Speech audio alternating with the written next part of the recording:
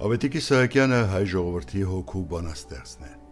Նրա գրիչը դուրս է եկել սրտի խորքերից,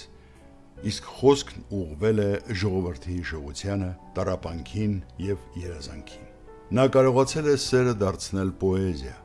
ցավը փիլիսոփայություն, իսկ հայրենասիրությունը անանց պատգամ։ Ծնվելով 19-րդ դարի վերջում եւ ապրելով մինչեւ 20-րդ դարի կեսերը մեծ բանաստեղծն ականատես է եղել հայ ժողովրդի պատմության ամենադժվար ու բախտորոշ պահերին։ Ազգային զարթոնք, ցեղասպանություն,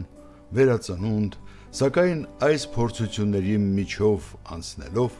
երբեք չի կորցրել իր հավատը մարդու, մշակույթի եւ ազատության հանդեպ։ Բանաստեղծ, արձակագիր, թարգմանիչ, ազգային ու հասարակական գործիչ Ավետիք Իսահակյանը ծնվել է 1875 թվականին Ալեքսանդրապոլում։ Մանկությունն անցել է Ղազարապատ գյուղում, բնության գրկում։ Նախնական կրթությունը ստանալով հայրենի քաղաքում եւ Հառիճի վանքում, նա ուսումը շարունակել է Էջմիածնի Գևորգյան ճեմարանում, իսկ 1893 թվականին մեկնել է Գերմանիա եւ սովորել Լայպցիգի համալսարանում։ 1895 թվականին վերադարձել է հայրենիք եւ նոր թափով ձեռնամուխ եղել գրական եւ հայրենասիրական գործունեությանը։ Սակայն ցարական կառավարությունն ընդհատել է նրա ծրագրերի շղթան։ 1896 թվականին Իսահակյանը ձերբակալվել է։ 1 տարի անցկացրել Երևանի բանտում, որից հետո 1 տարով աքսորվել Օդեսա։ 1892 թվականին Թիֆլիսի Տարազ հանդեսում տպագրվել է նրա Ծաղիկեի նորաբողբոջ առաջին բանաստեղծությունը, որից հետո հեղինակել է մոտ 4 տասնյակի հասնող գործեր։ Քաղաքական հետապնդումների ալիքին զուգահեռ 1897 թվականին հայրենի քաղաքում նա հասցրել է տպագրել իր առաջին ժողովածուն «Երգեր ու վերքեր» վերնագրով։ Ժողովածուին հաջորդել են նրա մյուս գրքերը, որոնցից յուրաքանչյուրն ավելի է ընդգծել Ավետիք Իսահակյան գրողի հայացքներն ու սկզբունքները։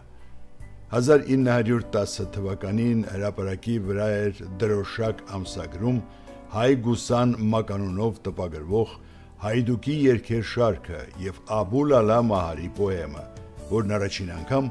ամբողջությամբ հրատարակվել է 1911 թվականին։ Քաղաքական հասարակական գործունեությունը սակայն ընդհատել է բանաստեղծի գրական ընթացքը։ 1908 թվականին իթևս 160 հայ ազգային գործիչների ձերբակալվել է նաև Ավետիք Իսահակյանը։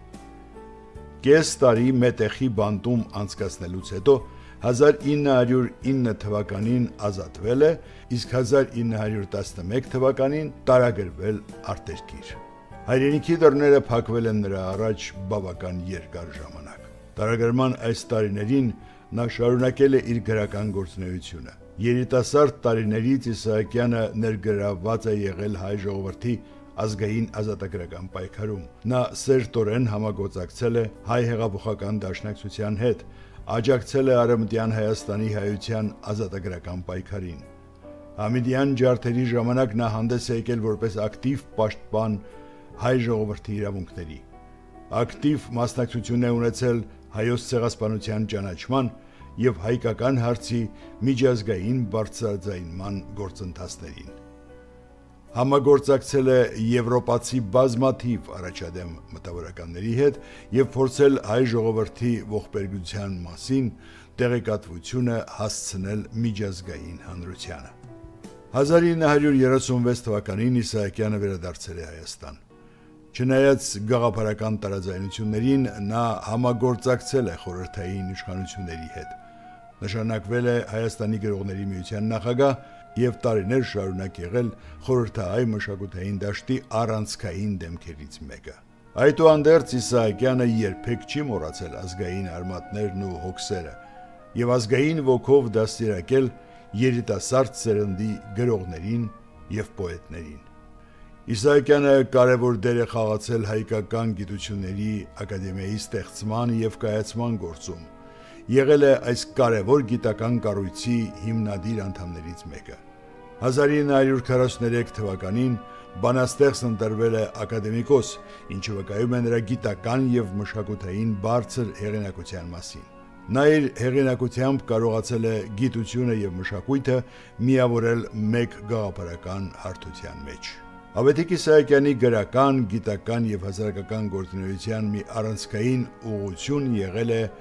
հայ ժողովրդական բանահյուսության, որպես ազգային հոգեվոր ժառանգության ուսումնասիրությունը, արժևորումը եւ բարձրարվեստ մշակումը։ Նա խորապես կապված էր հայ ժողովրդի հնագույն մշակույթին եւ հավատում էր, որ բանահյուսությունը ոչ միայն պատմական հիշողության, այլև ազգային ինքնության պահպանման ամենակարևոր միջոցներից է։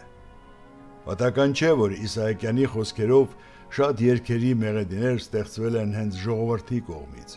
եւ մտել են նրա կյանքի ու կենցաղի մեջ։ Բացի այդ, նրա բանաստեղծությունների տեքստերով գրվել են բազմաթիվ երգեր, ինչպես հայ, այնպես էլ ռուս հայտնի կոմպոզիտորների կողմից, որոնց թվում են Կոմիտասը, Արմեն Տիգրանյանը,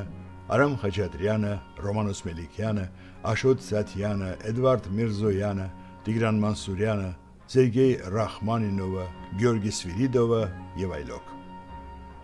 Նրանց ստեղծագործություններում բանաստեղծի խոսքի նրբությունն ու հուզական խորությունը հրաշալի կերպով համադրվել են մեղեդու եւ երաժշտական միջոցների հարուստ հնարավորությունների հետ։ Իր գործունեության եւ գրական վաստակի համար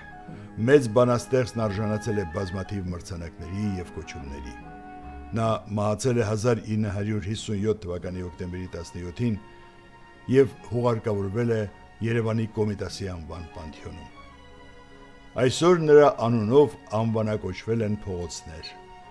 Երևանում եւ Գյումրիում գործում են նրա երկու տուն-թանգարանները։ Երևանի կենտրոնում եւ Գյումրիի թատրոնի շենքի առջև տեղադրվել են բանաստեղծի արձանները։ 2023 թվականի ապրիլի 25-ին Երևանի Օղակաձև այգու 4-րդ հատվածում բացվել է ազգային արժանապատվության ասպետներ հուշարձանը, ուր փորագրվել է նաև Ավետիք Իսահակյանի անունը։ 2025 թվականի մարտի 25-ին Լայպցիգի նրա ապրած շենքի պատին տեղադրվել է Ավետիք Իսահակյանի հուշատախտակը։ Նրա անունն է կրում Երևանի կենտրոնական գրադարանը։ Բանաստեղծի մասին կարելի է խոսել անվերջ, քանզի Ավետիք Իսահակյանն իր ամբողջ էությամբ, որպես անհատ, ստեղծագործող, հասարակական գործիչ եւ մտածող, դարձել է հայ ժողովրդի անցյալի ու ներկայի տառապանքի եւ երազանքի կենթանի խորհրդանիշը։ Նրա գրիչը ոչ միայն գրել է պատմություն, այլև կռել ու կոփել է հայ ազգի ոգին, իսկ նրա պոեզիան հագեցած սիրով, պայքարով եւ հավատով այսօր էլ ապրեցնում է մեր մշակույթն ու ինքնությունը։ Իսահակյանը եղել է եւ կմնա հայ հոգու բանաստեղծը։